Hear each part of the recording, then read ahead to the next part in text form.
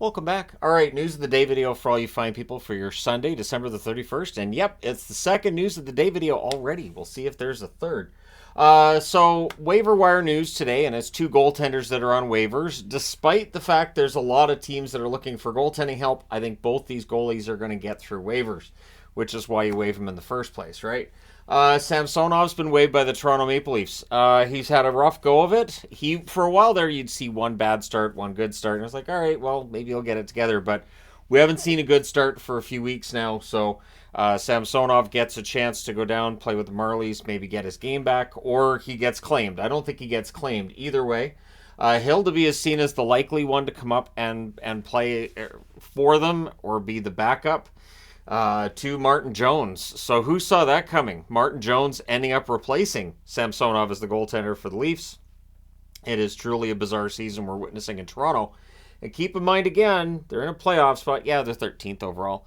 I was looking at I have no idea where I saw 7th, but yeah, they're 13th overall. But still, the Leafs, if you're going to go through your struggles, do it in December. Do your struggling in December, early January. Don't do it in March and April. Anyways, we'll see how this goes and what ends up happening, but there are a lot of teams with goalie questions that need answers. Buffalo has finally answered theirs, however. Comrie's been placed on waivers. Now, what's interesting is there are Buffalo fans who were calling for this weeks ago. And Comrie's numbers have not been very strong, so I'd be very surprised if Comrie got claimed on waivers. Understanding there are teams that are looking for goaltenders, I don't think Comrie or Samsonov would be seen as upgrades. Plus, you then have to have room for their cap hits, which can also be the problem. So it means that we don't have a 3-goaltender rotation with the Sabres anymore. We have Levi, we have Luukkonen, and that's what they're going with. So a couple of young goaltenders, you cross your fingers and hope, right? And, of course, for Buffalo today, they are in Ottawa against the Sens, so we'll see how it goes. Because the Sens are in the news as well. Steve Staios has officially been named the general manager and president of hockey operations, which is one of the least surprising things I've seen in hockey this year. And I say that because Staios' name was out there as soon as Andlauer came through as the guy who was going to get the bid. Staios, a guy that he's worked with before, trusts, and therefore Staios takes over as the general manager. It is expected Jacques Martin will be the head coach for the rest of this season. We'll see what their record does between now and the end of the year. But they've also brought in Dave Poulin, becomes a part of the organization. He's named Senior VP of Hockey Ops, so he's been doing work on TSN as an analyst for a very long time. I guess he won't be doing that once you're employed by a team. You're not usually an analyst anymore. And Ryan Bowness has been named Associate GM, who I believe is the son of Rick Bowness, coach of the Winnipeg Jets. So Ottawa putting people in place and trying to change things around with this organization. This is definitely a team that has underachieved over the last year and a half, and so we'll see if the new brain trust in charge is able to right the ship and get things going in the right direction. Sens fans just want a reason to cheer and be happy right now, and there really hasn't been a lot of that when it comes to Ottawa over the last, it's been a while. So Marc-Andre Fleury is playing his 1,000th game right now, so he joins Brodeur, Luongo, and Roy as goalies who've played 1,000 games in the NHL, which means, Hall of Fame. All three of them are in the Hall of Fame. Fleury, Hall of Fame. He has those cup rings as well. A pretty good goaltender for multiple teams.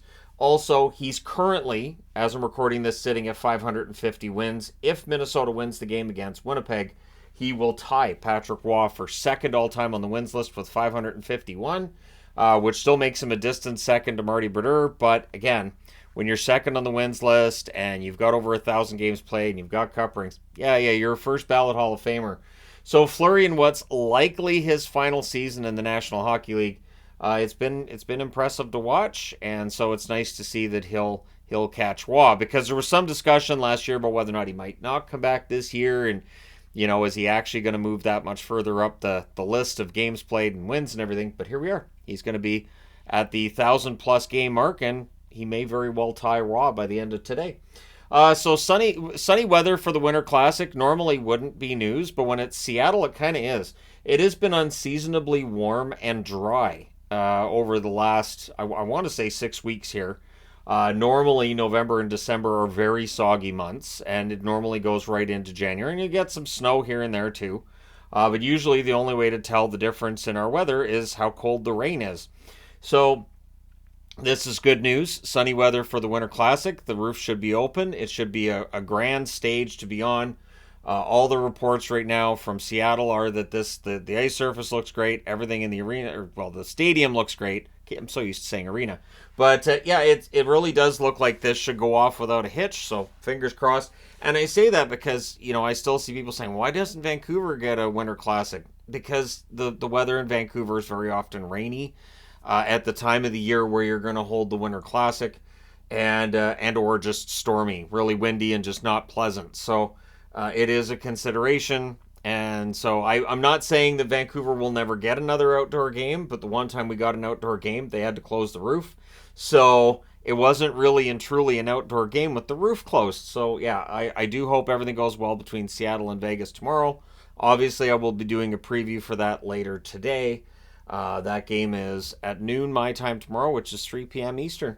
All right, and last but not least, Askarov has been sent back down by the Nashville Predators right after getting his first NHL win last night in the shootout victory over the Washington Capitals. So Lankinen was out with illness, and Askarov now is back down in the minors. But he looked good last night, and so for Nashville fans, they got a glimpse at what their next goaltender looks like and how he's playing, and I think they should feel pretty good about it. But let me know your thoughts in the comment section below. As always, don't forget to hit like and subscribe if you've not done so already.